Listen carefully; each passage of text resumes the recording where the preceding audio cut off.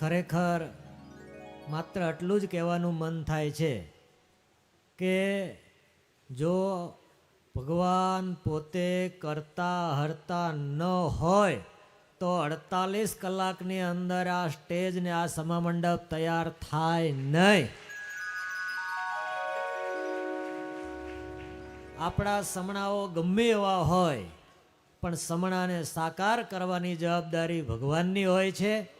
અને આજે 48 કલાક પહેલા અહીંયા રાજોપચાર પૂજા વિધિનું એક નાનકડું સ્ટેજ અને મંડપ હતો, પરંતુ વર્ષાના કારણે ક્યાંક ઉત્સવ બંધ થાય એવી પરિસ્થિતિ આવી.